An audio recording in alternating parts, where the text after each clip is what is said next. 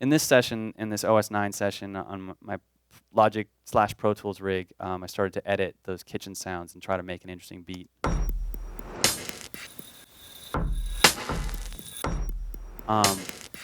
And so what's interesting with this one, so this is just a little part of that, from that kit that I programmed, but instead of doing a side chain or anything, because I wanted it to pump where I didn't have kick drum and I wanted really tight control over it, so I just used the fading here, like the fades, and if you look at the automation, there's some automation on it too to bring out that rhythm to it, because that's kind of like what it works with the rest of it. And this part here, this is that like kick drum is like banging on a stairwell, and the snare drum is the like a washer dryer closing the door on it. Yeah, question? Is there any processing on the sound from the last file to this file? No, it's just that like these are, I have this edited tighter. I may have like brought up the levels or balanced the levels, because usually in my previous workflow to like when I was working on this stuff, the OS 9 was like, and the Pro Tools / Logic system was for just tidying things up, editing. Because doing MIDI in OS 9, if anyone remembers ever doing that with OMS, it's a nightmare. And so yeah, it was just sort of, that was like my editing machine and sound design machine. And then, I had my G5 was like the writing machine. But that whole workflow was a little inefficient. And then what's layered with it, just there's snare, 2 different iterations of it with some like final noise on it. So that's this first session like this, and then I'll show you what this looks like a little further down the road on it. So I'll just go, yes, to this last one here of it.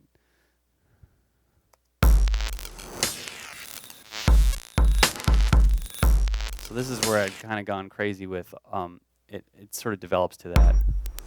I'd layered with that stair sound like a 808 style.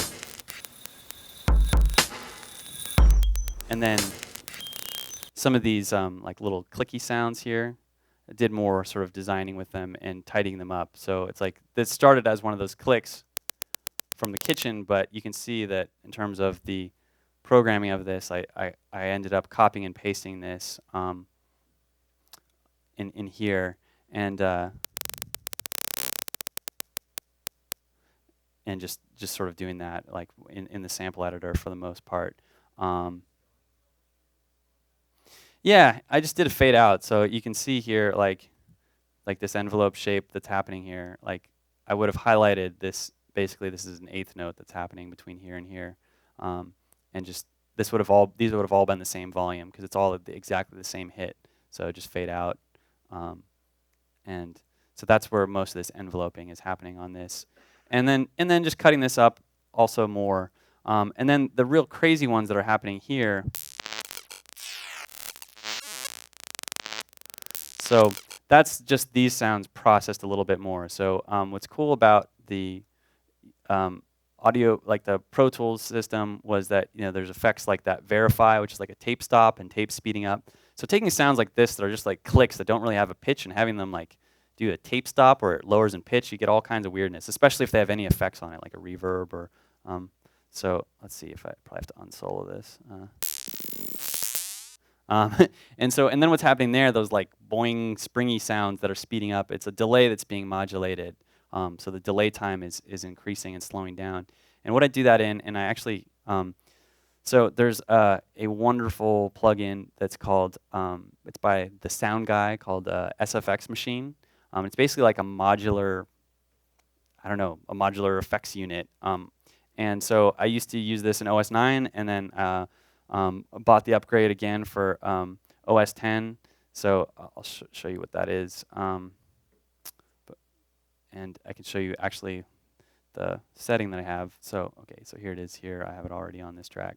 So it's like this little thing. It kind of looks like a preset machine, but if you go to the preset editor, it's like a modular environment where you can set up a bunch of these different modules here, and you choose a source and its process, so like ring mod, and then what's happening is the delay is being modulated, and so like you can get these boingy sounds like. So if I play that same section again without that on there, it's just. So it's like an echo on it that's speeding up and slowing down because of an LFO, and it's also being ring modulated. And so, and there's all kinds of there's good presets for it. You can customize them and make your own, but it's basically like this whole like little mini modular environment.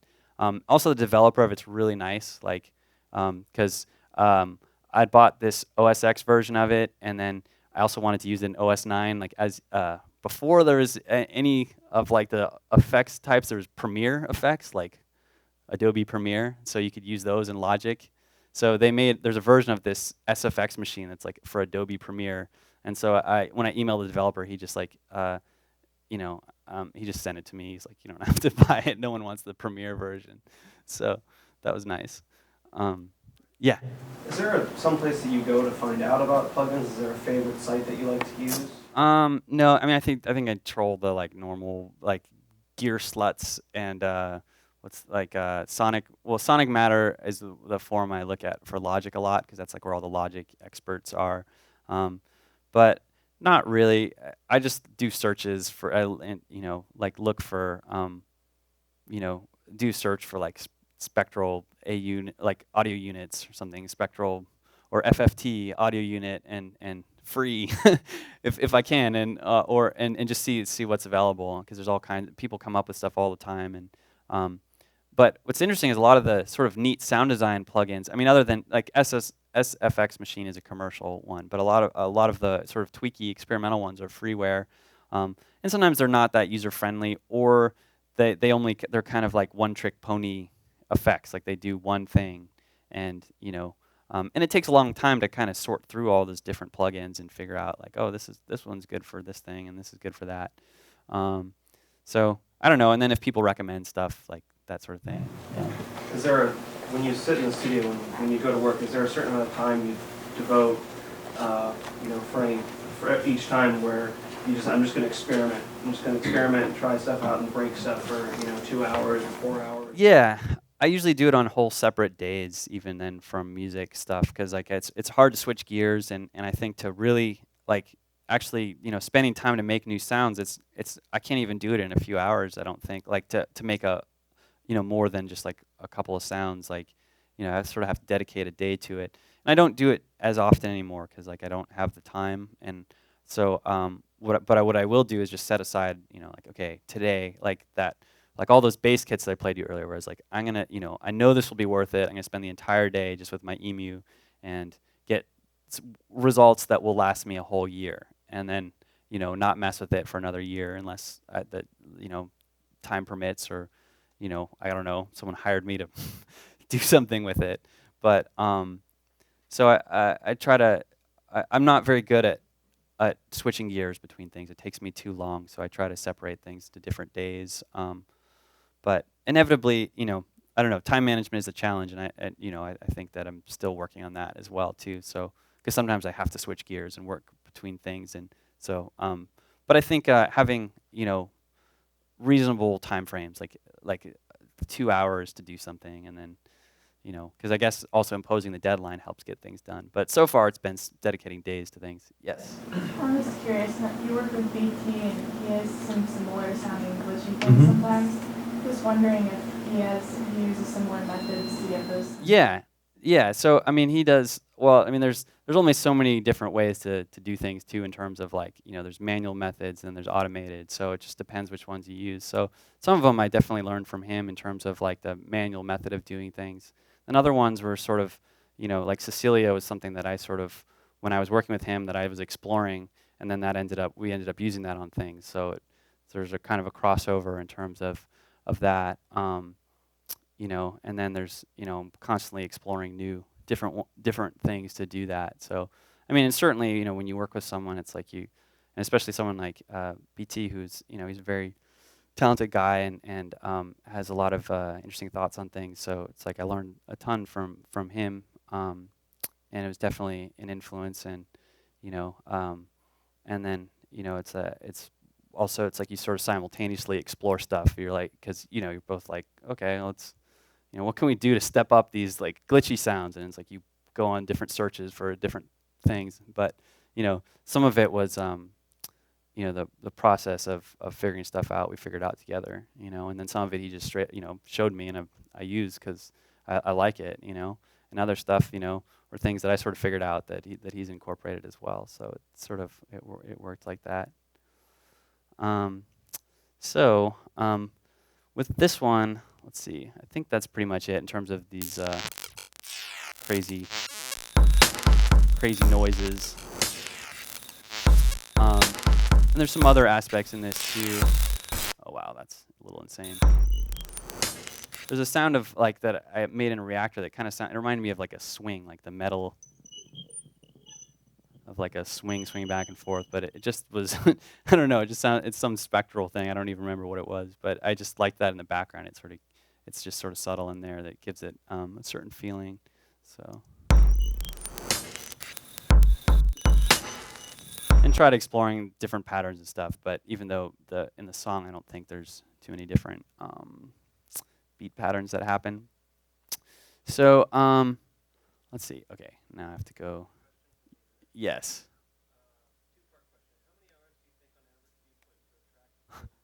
Uh-huh.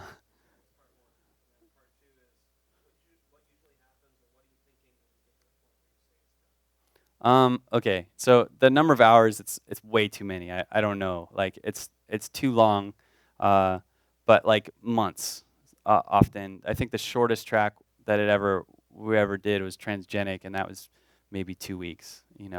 And in some ways it's a much simpler track, but it's also one of my favorite too. So there's something to be said for a quicker workflow. But most of them were literally months. But yeah, and then to know when it's done, it's basically like when you've listened to it, and it lots of times in different places in different moods, like different frames of mind, and that that's like the best you can do with it, like that there's no little aspect that you feel like, oh, maybe I should adjust this, and you haven't tried it yet, and like it's as good as you can do it for that moment in time, which is, I mean, it's hard to evaluate what that point is, but basically when you're really sick of it, and there's nothing that you really know that you can change to make it better. But up until that point, when you know that it can be improved, like it's not done, I mean, or at least for stuff that doesn't have a deadline or that's for artistic purposes, I don't think it should be done until you feel like that's really like that's the best you can do, and that you listen to it and you're like, well, for what this is, I'm happy with it.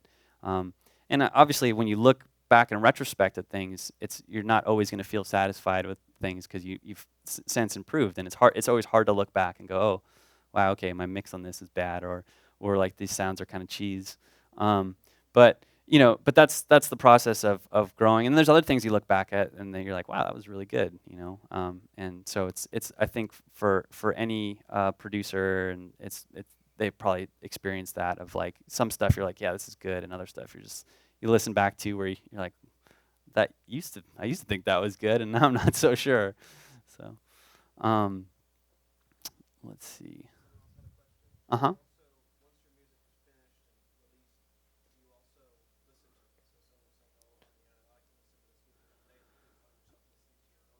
Um, not much. No. It's like some reason people like sometimes to like like, I mean, they like to play your music when you're around, like as like I mean like friends and stuff, because it's just it's nice. But sometimes like that, if depending on what mood I'm in, I'm kind of like, oh God, I don't want to hear that. But then at the same time, it's really nice if people connect with it. And sometimes when you have enough space away from it, so like Emergence, because we finished that like 2 years ago, or it's like there's enough time away from it where I can listen to that now and not go just constantly be hung up in the process, where I can enjoy aspects of it. And there's other things I still sometimes think about that I'm like, well, I wish that was different. But in general, it's like I feel like I can look back and listen to it, and it's an enjoyable experience.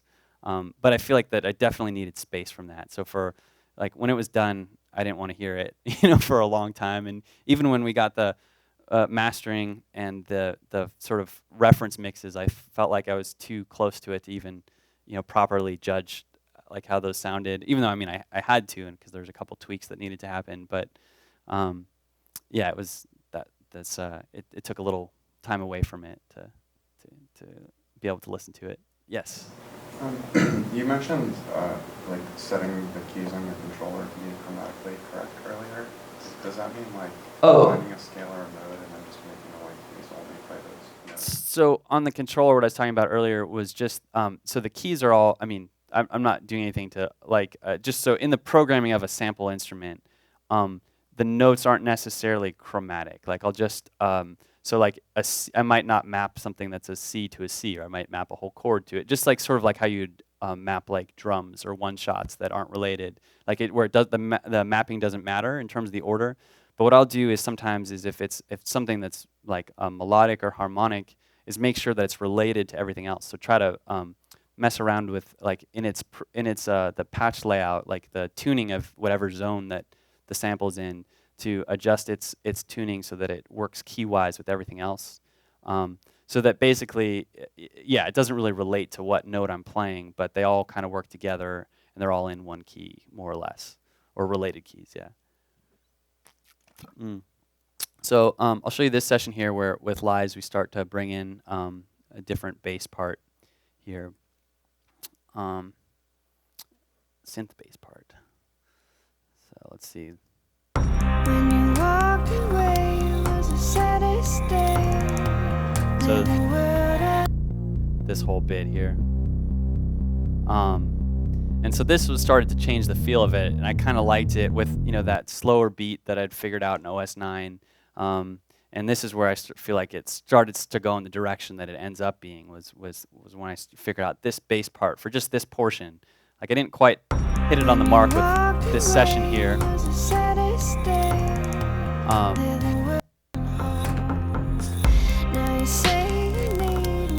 This session's really boomy because this is before it was mixed or anything.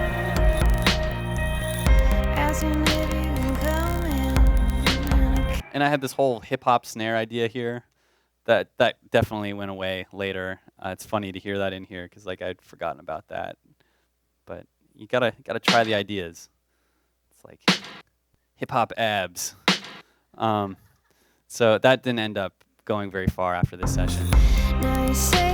But the bass part was cool. So this was actually from an Oscar synth. It's like a British synth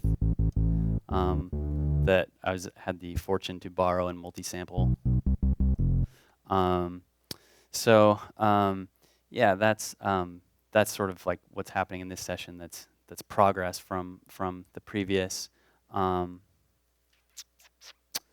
then I'll show you sort of one of the later ones here, like where it starts to actually come together.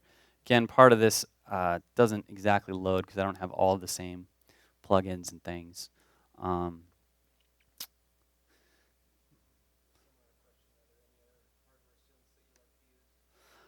Yeah, I have a Virus Polar, like Virus TI Polar, that I really like. I think it's a really good sounding synth. It's also I don't really use it to its full extent. Like I think that it's capable of a lot more than what I use it for.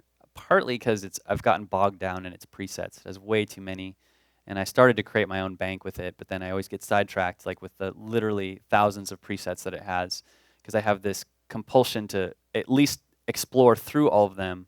I feel like before I can do anything with it. So there's so many I've never got through them. So I actually mainly use the Virus as a controller, even though I really love its filter. I love its synthesis engine. You can do granular stuff with audio in it.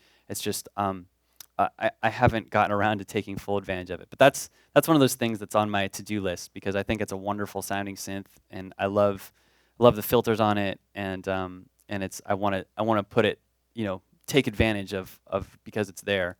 But nowadays, what's I think is pretty amazing is, especially for something like if I was gonna, I bought that several years ago. If I was gonna go buy something now, I wouldn't buy a virtual analog synth like that. Even though the Virus is great, it's like things like Native Instruments Massive, And some of the other software synths I think are on par with like the Virus in terms of sound quality for, you know, so if I'm buying a synth, if I was going to do that, I'd get something that did something that software can't do, like an analog synth. Even though, I mean, analog synths are a pain in the ass. I have a SH09 that I use for some stuff, but it's monophonic. It doesn't stay in tune. It sounds great. The filter's amazing. You can input an audio signal in through its filter, and it sounds beautiful. But when it comes down to it, it's a real pain to use. So that's why mostly based in software, and occasionally I'll pull out the like, you know, SH09 or that EMU E6400 Ultra to do some sound design or create some sounds. But yeah, the Virus is pretty cool. But I think nowadays, like, software is kind of definitely caught up with that.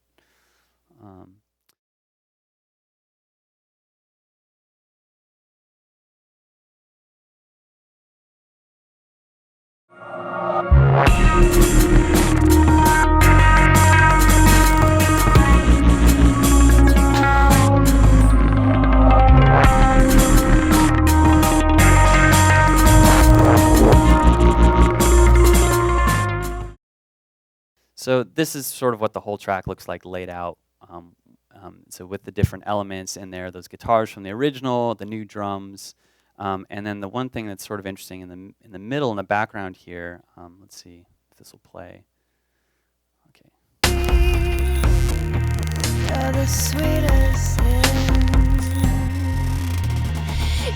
By the way, that little fill there, that one that slows down, that was Cecilia. The drum part just ran through Cecilia and pulled out a little bit. So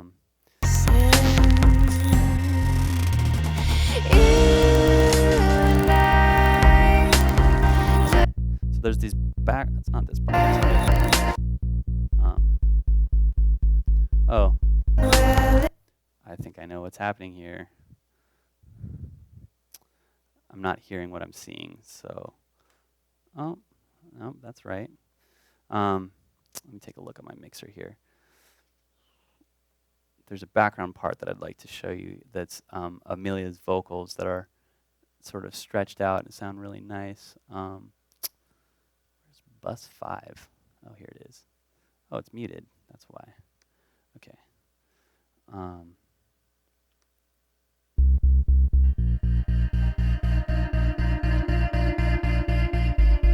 not sure why that bass part's playing. Let me see if I can figure that out.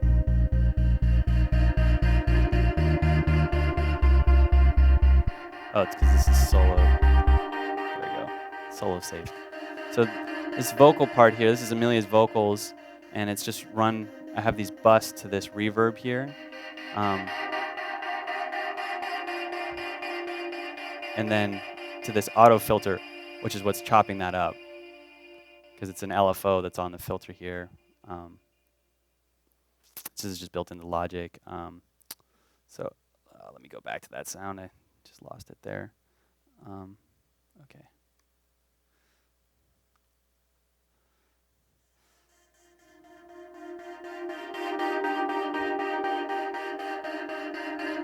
So it's eighth notes is what is happening. So I could change this rate here. And you can see this ramp down waveform shape. But again, this is sort of the vocal designing I did in this song, was the background part. Just taking some of the notes that were held out and running through this reverb and to play against. And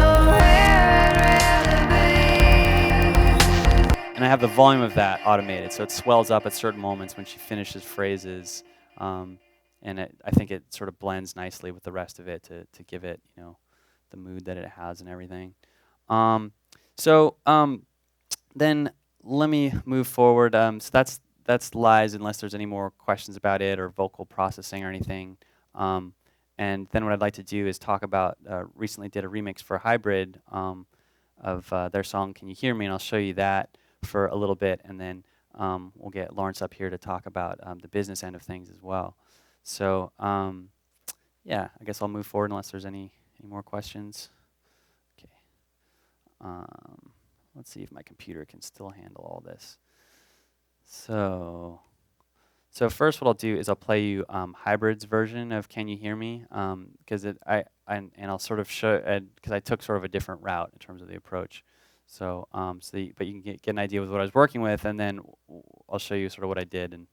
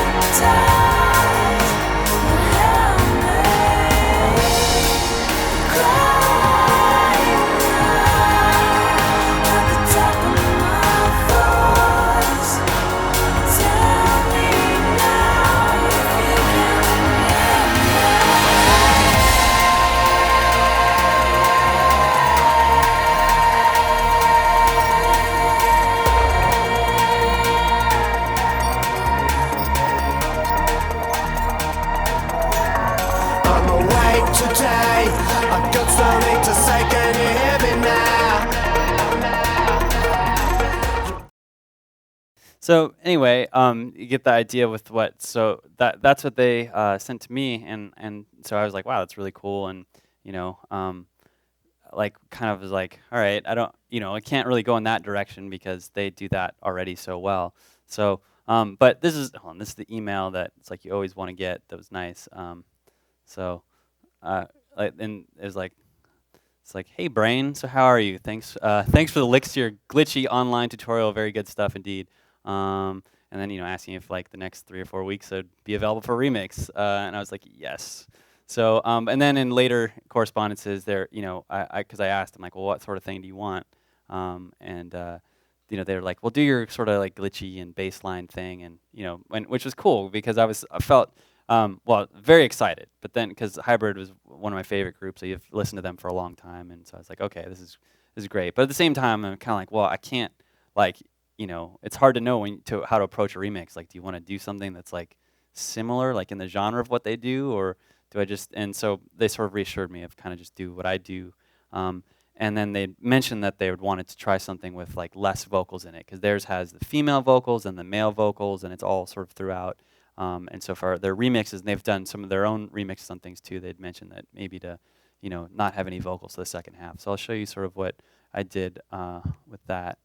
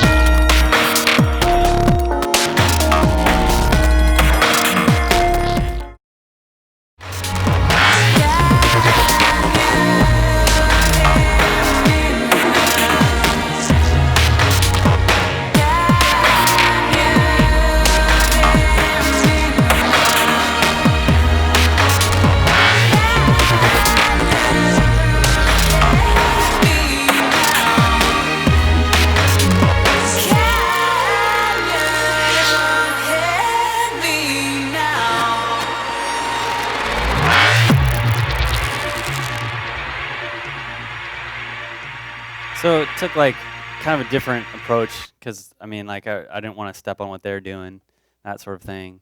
So more of like, thank you. um, explore some of the like, just like bigger bass and I don't know, more of the like glitchy sounds. Yes. Um, when an artist sends you something for a remix, um, do you get the original arrange page with all of the tracks on it, even, let's say, regions they've muted and didn't use? I mean, how much of their scratch work do you get? Right. I will show you that right now. So the question was how much of like Hybrid's track did I get, or like so what they sent me was partial stems, which I'm not really sure what's typical. I know that some people will send you like full on stems of every. I mean, they usually don't give you a session. It's usually just audio stems that you can drag into anything, because I think it'd be a lot to sort through. Maybe if and I guess it depends on the type of thing. I know that if it's people that do remixes of like classic songs, like for example, if someone got hired to remix like The Cars or like something like that, then sometimes they will have like there'll be extra parts. Because back when I was living in LA and working there was at one point for a commercial that we had the ability to look at The Cars, Just What I Needed stems for. It was actually supposed to be like if we could do a remix that was going to be used for a Circuit City commercial, which didn't end up actually happening. But looking at those stems, there was some extra parts that were not, that were muted from the song. It was basically like unmixed stems of like basically of what they recorded, and one extra track of like some stuff that it wasn't really useful stuff. But I think most of the time it's you just get stems, or in this case it was partial stems. So this is what they sent me, and so basically what it is so there's the drum track. Oh, that's not the drums, that's the bass. Drum track. So it's just their intro drums, like this like comb filter drum part with like all these or resonators, whatever.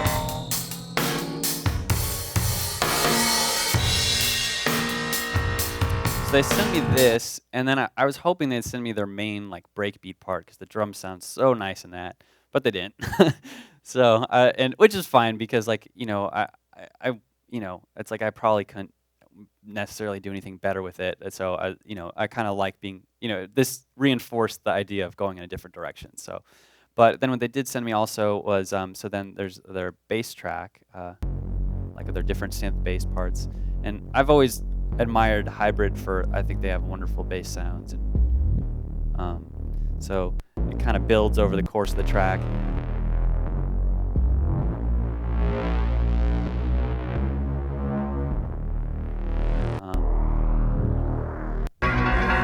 And then here's their live bass part, and it's also there's a synth player in there too. It's all mixed together though.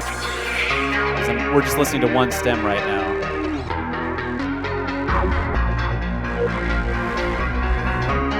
But definitely, I love that section. I wasn't able to sort of integrate it into the direction I went with the remix, but I loved this sort of rocky section that they got into with that, the higher bass part. And then, of course, their strings, which are amazing. I guess it's the Prague Philharmonic.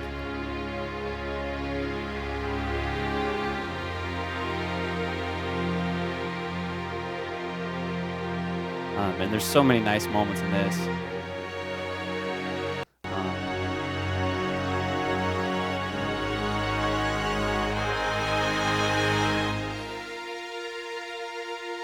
Let's see here. I love the chords they have for this too. It's really, really beautiful and lush. So it's really, it's cool source material to play around with. Then they have these are their like reactor drones. You hear these in lots of Hybrid songs. I always liked it. And I can probably guess from this title that the other reactor ensemble they use is Space Drones, because that's a reactor ensemble that's really nice and you can make these kind of sounds with it too. But it's always so tasteful. That's what I appreciate about Hybrid. Like they always put things together in a very tasteful way. And then I've got their track of arpeggio, synths. There's another one here too. This one. And then I've got the different vocal tracks here. So here's Charlotte's vocals. Tell me now if you can and I really liked some of her vocals at the end of like, hold on. Is it here? Oh, this part here. And so this is the part that I sort of explored, was taking some of these and going off this idea. Because I couldn't really get this kind of really dense part to work in what I was interested in going for. I really like it, but it was hard to fit outside of like its original context, I think. And then this is, I guess, some falsetto vocals. Oh yeah, these are the high background parts that are really like angelic vocals, which are nice. And then there's the guy vocal. This is Tim Hutton, who's I believe is their live bass player and is tours with them and whatnot. So he's singing on this track. I got something to say, can you hear me now? Can you hear me now? Definitely British. I'm awake today. I got something to say, can you hear me now? So it's more like the edgy rock vocals. No need to obey. And so that's all I had to work with was this here, which is plenty. The only thing I was hoping for was their main drums, just because I wanted to take a look at them. Yes.